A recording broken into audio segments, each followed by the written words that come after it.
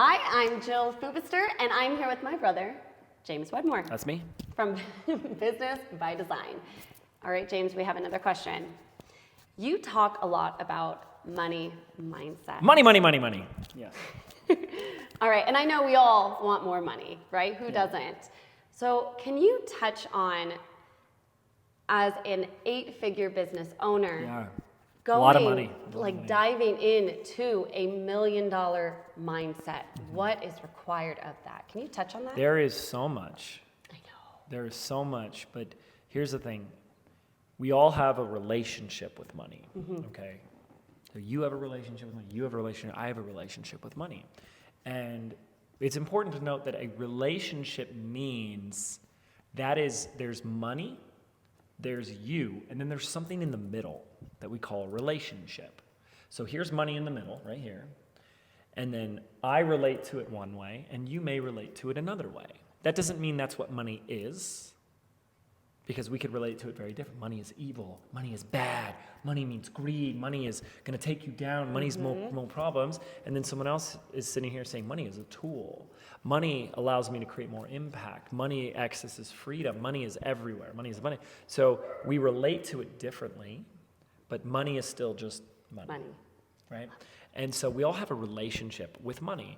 And when I work with entrepreneurs, every single one of them have one thing in common. They all want to grow their business. But what does that mean to grow your business? To grow your business means to make more money.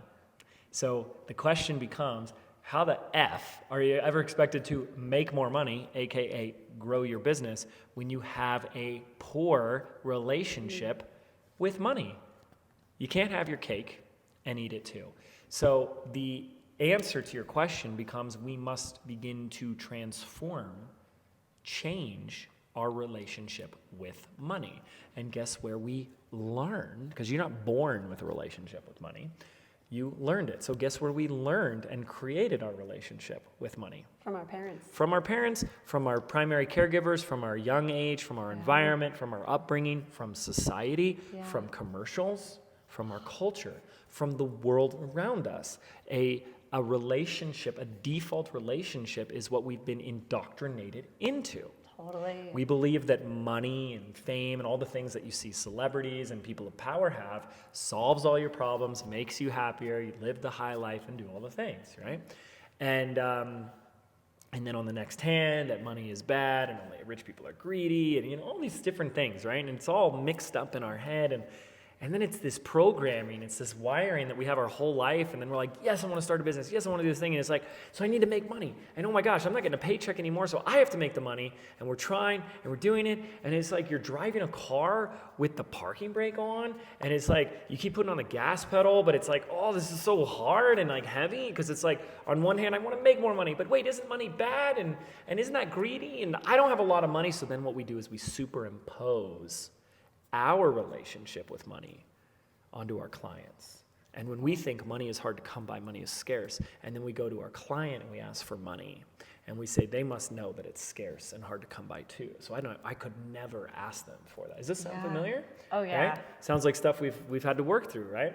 And so the short answer is that we have to, number one, transform our relationship with money. And the best way to start doing that is you got to do that deep work, and you got to look at what is my relationship with money. And where did I learn this? And how did I learn this? And so you can start to look at the experiences and the emotions that come up as we relate to money, because it's so pervasive in our culture and society. How do you feel when you spend money? How do you feel when you ask for money? How do you feel when you borrow money? How do you feel when you pay for things? How do you feel when you're at dinner with friends and they order another bottle of wine and you know that someone is paying for this bill and it might be you? And all these things are where our relationship with money manifests, through those uncomfortable feelings and those nasty thoughts and the fears. OMG, the fear. And so to become aware of the pervasive, prevailing relationship with money that you already have is going to be huge. But here's a little hack. 2 steps, maybe 3. 2.5, 2.5 steps. Step number 1, you got to identify an outcome. You got to identify a revenue goal. Like where do I want to take my business to? I want to be $1 million business owner. Okay? I want to take my business to $1 million. Great. That's step number one. Identify the outcome.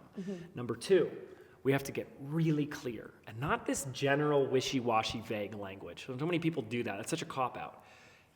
What is the relationship that a $1 million business owner has with money? Now, I'm going to throw this on you. Okay. If you had to guess, what are some things that a $1 million business owner thinks about money, how they relate to money, what do they say about money, what do they believe about money? Any guesses? Yeah, I mean, money flows to me effortlessly and easily, and money's all around. It's Money's abundant. Absolutely. And and money is easy to come by. Yeah, yeah. You know, it's okay to spend, it's okay to release it because there's more coming. What I spend comes back to me. Absolutely. Tenfold, right? So when you can identify the thoughts, the beliefs, so what do you think step 3 is?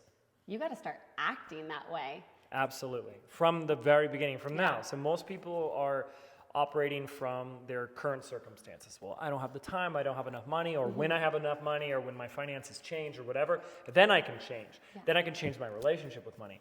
No, your current circumstances, especially financial current circumstances, are the byproduct, the effect of your pre-existing relationship with money. So you want your circumstances to change before your relationship with money will change? You got it backwards. You got to change your relationship with money now if you want to change the circumstances later. That make sense? Totally does. Thank you, James. That was amazing. Yeah, thank you. All right, you guys. If you want to learn more from James, go ahead and check out the link right here for his podcast, Mind Your Business. You can also join his free course right now on the rise of the digital CEO. Yep. Link right here. Thanks, James. Thank you.